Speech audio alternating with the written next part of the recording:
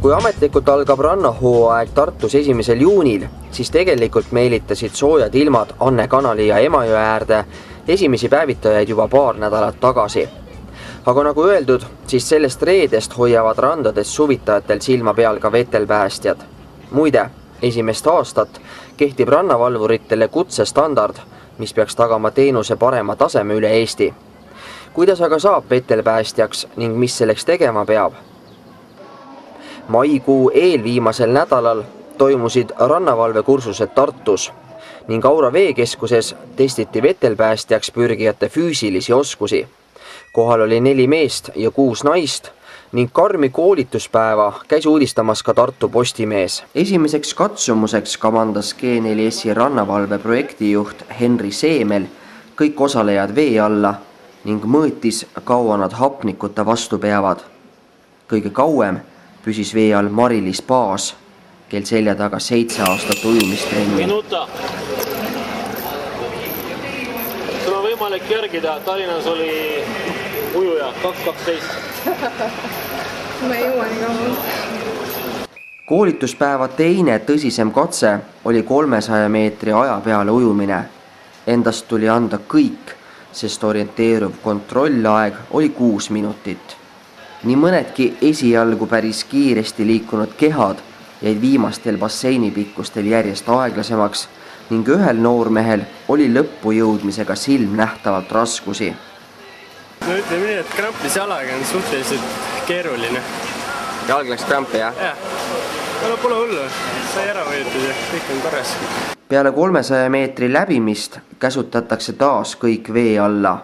Esimene suudab seal nüüd olla vaid 11, järgmine 17 ja kolmas 18 sekundit.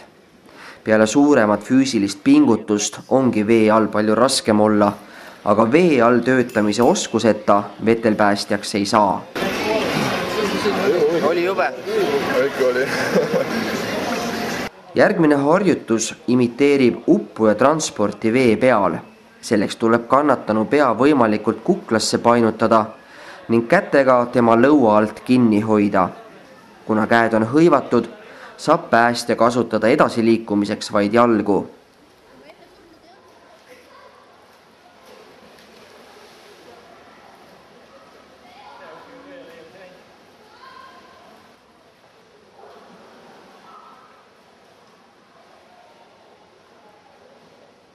Koolituspäeva kõige raskemad osad on aga alles ees. Esmalt tuleb tulevastel päästjatel vee all läbi rõnga ujuda ning kõige lõpus peavad paarideks jaotatud õppurid transportima kannatanu mööda basseini põhja ühest otsast teise. Ikka nii, et üks jääb kannatanu juurde vee alla ja teine käib vahepeal pinnal hapniku järel. Üldiselt on päris raske olnud, aga oleme saanud kõigega väga hästi hakkama. Mis võib-olla kõige suuremat pingutust on nõudnud? See viimane harjutus, kus me pidime transportima kannatanud mööda vee põhja või basseini põhja. Et see oli jah, hapnik sai otsa. Aga miks sa vetelpäästjaks tahad saada? Kuna see sobib mu loomusega kokku, parajalt väljakutsuv töö, vastutusrikas ja saab ennast proovida panna. Mis sinu jaoks harjutustest võib-olla kõige keerulisem on olnud?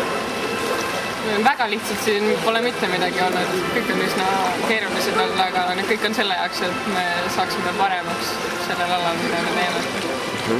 On sul endal mingi ujuja taust ka või? Ei, mul on ainult paar aastat ujumist selja taga, et ma olen üsna nõrk võrreldes teistega. Miks sina vetelpäästjaks soovid saada?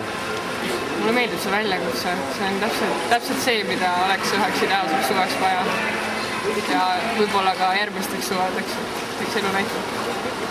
15 aastat vetelpäästetöödega seotud Henri Seemeli sõnul on vetelpäästja amet aateline ja raha pärast seda tööd ei tehta. Ütleme nii, et amet on aateline. Amet ei ole koht, kus sa teenid endale suvega Lexuse või Land Cruiseri välja. Aga siin mängivad hoopis teised kriteeriumid ja hindamisskaala on teine, kui inimene valib selle ameti.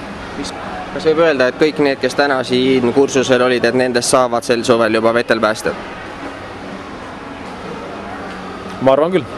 Ma ei näe ühtegi põhjust, et neist ei saaks vetelpäästjat. Üks asi on teooria ja teine asi on lahingpraktika. Et ükski nii-öelda teoreetiline osa ei asenda praktilist ja praktikas ja lahingus näeb, kes on kes. Tänavu kandideeris G4S rannavalve vabadele kohtadele ligi 160 inimest. Tartus valvavad punavalges vormis rannavalvurid tänavu Emajõe 2 rannas ning Anne kanali supelrannas 1. juunist kuni 31. augustini, iga päev kella 10 kuni kella 9 õhtul. Mida vetelpäästjale eelolevaks rannavalve hooajaks soovida? Sooviks kainet mõistust, terast meelt ja head tuju.